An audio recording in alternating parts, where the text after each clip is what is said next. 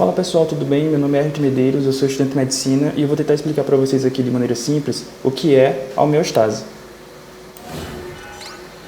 Bom, o que é a homeostase? Antes de tudo, a gente precisa entender que o nosso corpo está em constante interação com o meio ambiente. Ou seja, nesse exato momento, os seus pulmões estão funcionando, estão fazendo com que ingresse oxigênio, egresse dióxido de carbono, o seu coração está batendo, fazendo com que esse oxigênio que ingressou chegue até as zonas que a gente precisa.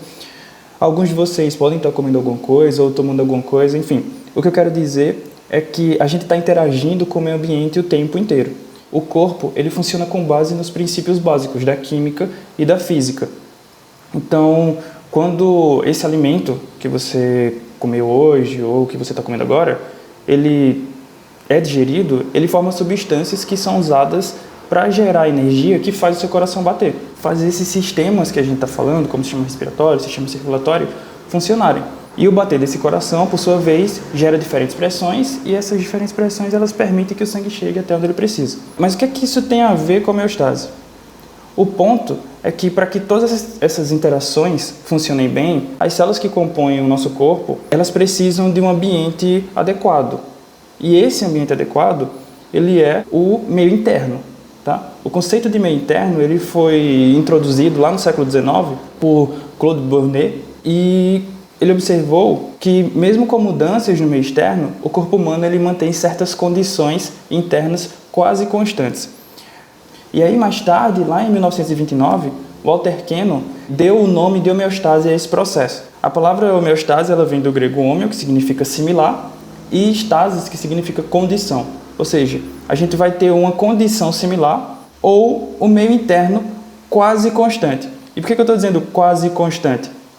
Porque o corpo ele trabalha dentro de intervalos que garantem o bom funcionamento e não com valores fixos.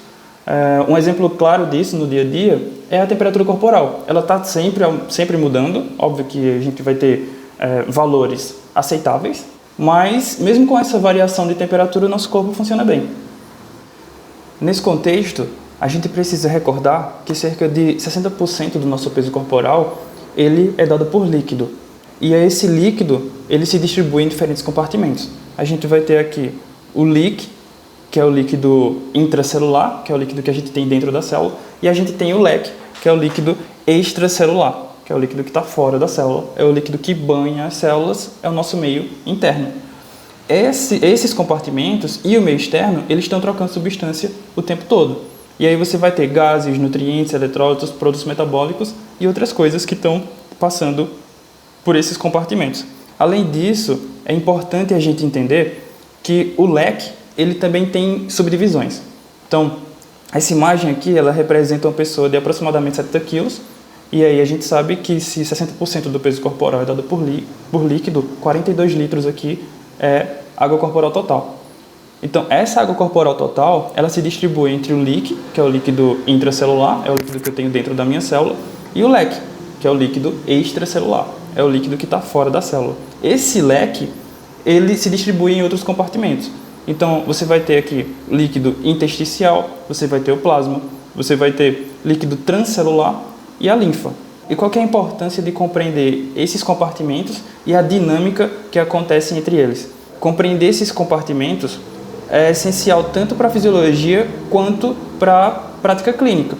Porque dentro do contexto da homeostase, essas dinâmicas de troca de substância e movimentação de líquidos corporais, elas impactam diretamente no bom funcionamento do organismo. Por exemplo, uma alteração nessa dinâmica, ela pode levar ao acúmulo de líquido em diferentes compartimentos. Então, se você toma como exemplo aqui o líquido transcelular, um acúmulo de líquido transcelular, ele leva a uma condição que a gente conhece como ascite. Essa ascite é um acúmulo de líquido no compartimento peritoneal que faz parte do líquido transcelular. E em caso de cirrose hepática, por exemplo, tem uma combinação de um aumento de pressão e uma diminuição na quantidade de produção de proteína no fígado que altera a pressão oncótica. Esses fatores eles levam à formação da ascite, que pode ser identificado por um médico num exame físico. Por isso, entender a dinâmica de compartimento líquido não é uma questão teórica, não é só uma questão teórica, mas é também uma questão prática. com um impacto direto na avaliação e no manejo de diversas condições clínicas, tipo, como uma insuficiência cardíaca ou uma desidratação. Você quer um exemplo prático disso? Imagina que você passou o dia todo estudando, você estava sentado em completa homeostase e de repente você decidiu que vai ter uma vida fitness. Você vai sair correndo, vai mudar a sua vida. Nesse momento em que você está correndo, o seu corpo ele percebe uma perturbação, porque a demanda de oxigênio vai aumentar. Em resposta a isso, o seu corpo ele vai hiperventilar. Por quê? Porque ele precisa captar mais oxigênio, esse oxigênio vai lá para a mitocôndria, vai ajudar na produção de energia, essa energia vai ser utilizada na sua atividade física. Se esse processo ele funciona bem, parabéns, o seu corpo ele está saudável. Se não, isso pode indicar que você tem alguma disfunção. Outro exemplo interessante seria o exemplo da glicemia. Imagina que você foi numa festa de aniversário e comeu 200 brigadeiros. Isso faz com que a glicose no seu sangue ela suba de um jeito muito rápido. E isso é um problema.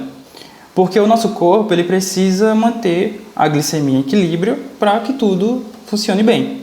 E aí, para resolver esse problema, para resolver essa bagunça que você fez, o pâncreas ele identifica essa variação. Óbvio que a gente tem receptores, outros mecanismos que estão funcionando aí, mas vamos generalizar. O pâncreas ele identifica essa variação na sua glicemia e libera insulina. Essa insulina ela vai ajudar a glicose a entrar na célula e fazer com que os níveis voltem ao normal. Se tudo funciona bem, parabéns, a gente teve sucesso na compensação e a gente tem saúde. Se não, a gente tem uma falha nessa compensação e a gente pode ter doenças, porque a glicose se mantém alta no sangue e aí você tem algumas enfermidades, tá bom? O que eu quero dizer com isso é exatamente o que está acontecendo aqui nesse diagrama. Por exemplo, o organismo ele está em homeostase e aí você tem uma perturbação. Essa perturbação ela vai levar à perda da homeostase e o organismo ele tenta compensar essa alteração. Se essa compensação ela é satisfatória, parabéns, você tem saúde. Se não, se essa compensação falha, aí você vai ter uma doença, uma disfunção. Tá bom? Bom, finalmente, o que é a homeostase? Cara, a homeostase ela é a capacidade do corpo de se manter constante, monitorando suas funções e utilizando mecanismos compensatórios para lidar com perturbações. Tá bom?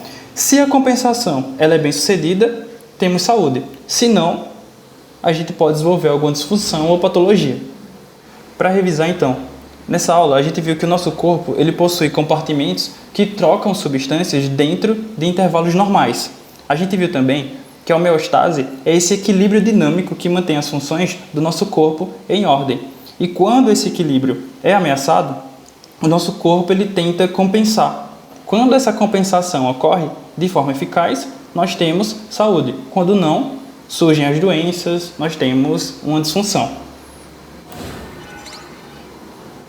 É isso, pessoal. Se você gostou do vídeo, se inscreva no canal, deixa o like, compartilhe com os amigos.